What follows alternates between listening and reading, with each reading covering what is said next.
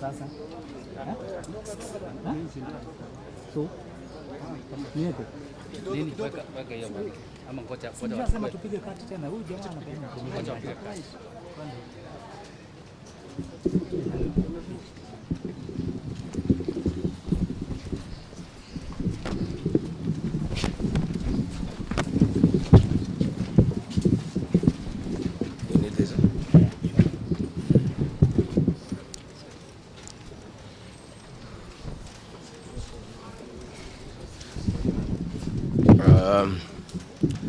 Good people, are you ready?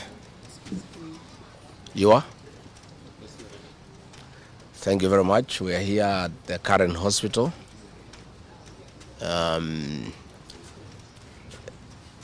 To see the Honorable George Koiburi, the Honorable Member of Parliament for Juja, who was brought here in critical condition.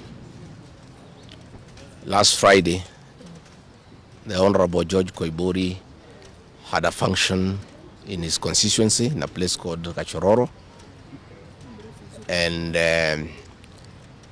he had a serious engagement with his constituents. In fact, I had the opportunity to address those people through the phone. And after he left the ceremony, he was accosted by officers from the DCI who chased him, and he was able to escape using a motorbike with the help of the local constituents. His vehicle was impounded and his driver was arrested. That vehicle is still in the hands of the DCI.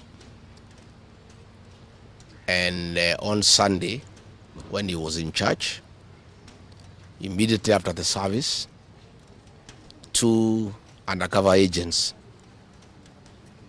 of a killer squad that has been put in place to deal with elected leaders who are not supportive of William Ruto abducted him in full glare of the church members, and in the process almost harmed his wife. It is not known where he was taken to, but after a serious search early this morning, he was found in a coffee plantation in Kipichoi, that is in the Githunguri constituency, badly beaten and in very serious condition. He was taken to a hospital for first aid and later brought here where he was admitted. And I've just seen him and I've talked to the doctors, and they have confirmed that the Honorable George Koiburi was tortured by professionals. He has serious soft tissue injuries. This is torture normally done by professionals. He has lost his voice, and the doctors are working round the clock to restore his vocal cords. And the Honorable Koiburi has been able to communicate through writing because he is not able to speak. That some chemical was administered through inhalation, and the doctors have told us that preliminary investigations confirm that that chemical has interfered with his vocal cords. The doctors have assured us they are doing everything within their power to make sure that he is out of danger. They have taken blood and urine samples to private laboratories, different ones, so that they can establish what could have happened in matters poisoning. You remember last weekend I said that a special squad had been set aside and now we have confirmation that President William Ruto, CS for Interior Kipchumba Murkomen, and the Deputy Inspector General, Mr. Eliud Langat, all from the Kalenjin community, have put up a squad to deal with leaders who are opposed to this regime. The Honorable Kipchumba Murkomen has sent a message to us through common friends that his appointment to the Ministry of Interior is to make sure that William Ruto is re-elected as president and to deal with anybody who can stop that objective. Officers from the National Police Service has confirmed to us that a special squad of 20 police officers from the Nandi sub-ethnic community are the ones behind the abduction of George Koibori, and they are the ones that were deployed in Kakamega to target the Honorable John Methu and Karungo Athangwa. Specifically, there were about 300 police officers who were deployed in Kakamega, but 20 police officers from the Nandi sub-ethnic community under the direct command of the Deputy Inspector General, Eliud Langat, and reporting to Kipchumba Murkomen and William Ruto, had been assigned to harm the Senator for Nyandarua and the Senator for Kiambu because of their vocal stand against this regime. Let me say that I want to appeal to the international community to rescue this country. William Ruto has become a very vengeful dictator, and his activities are similar to the one by Dr. Dada and Mobutu Sese Seko. And the level of impunity in this country, if the international community does not come through for the people of Kenya, we are going to have not just killings, but maiming of elected leaders. What has happened to the Honorable Koimburi is a very deliberate attempt by William Ruto, Kipchumba Murkomen, and Langat to scare leaders who speak out. It is meant to scare them. It is meant to sell them fear so that they can stop agitating for the liberation of this great republic. And I want to say that William Ruto must know it is these leaders, it is not these leaders who are against his rule. It is the people of Kenya. These leaders are simply articulating what the people of Kenya are saying.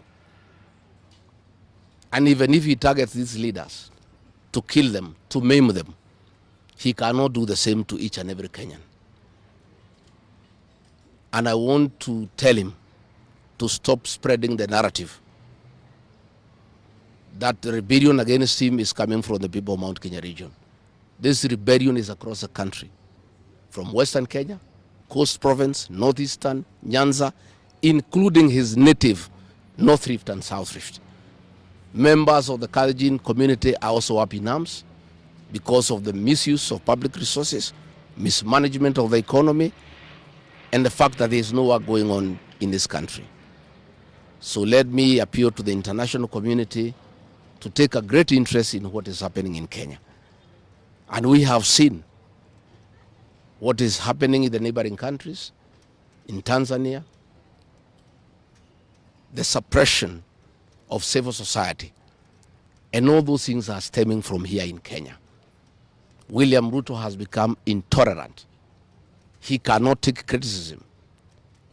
And the reality of one term is slowly sinking into him, that has sent him into serious desperation, that he has now formed a killer squad of his sub-ethnic community of the Nandi to deal with leaders. Let me ask the people of Kenya to be calm. I want to ask the supporters of the Honorable Koimburi to stay calm. We'll do everything possible to make sure that we are more careful in the face of the repression that is going on.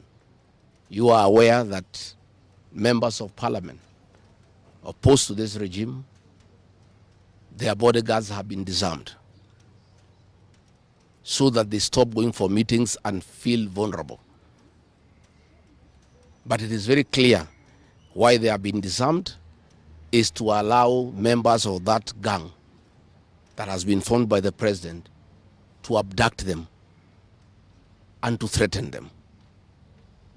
And if anything happens to these members of parliament, to any leader in this country opposed to William Ruto, the president will be held to account.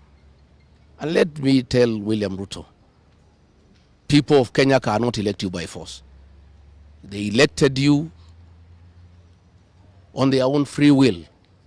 You are a popular leader 3 years ago, and you messed yourself up through bad governance, one-man rule, theft of public resources, wanton corruption, and tribalism. You cannot blame any of us here for the situation you find yourself in. The one-term movement is unstoppable, and there is nothing the president can do. He can kill these leaders, he can abduct them, he can torture them, but he cannot do that to all the people of Kenya. So I want to urge members of parliament and senators and others not to give up. Nobody can die from morning to evening. You can only die once. And the tree of liberation will be watered by blood. The Honorable George Koiburi is a hero of the Kenyan people. What he has undergone, the torture, the pain he is in, the anguish to his family members is not in vain. This liberation will take place, it will happen. And let me conclude by asking the Kenyan people not to be intimidated. Kenya is a constitutional democracy. They are entitled to cast their vote the way they want. And William Ruto cannot force the people of Kenya to elect him. And there is nothing he can do about it. Thank you very much.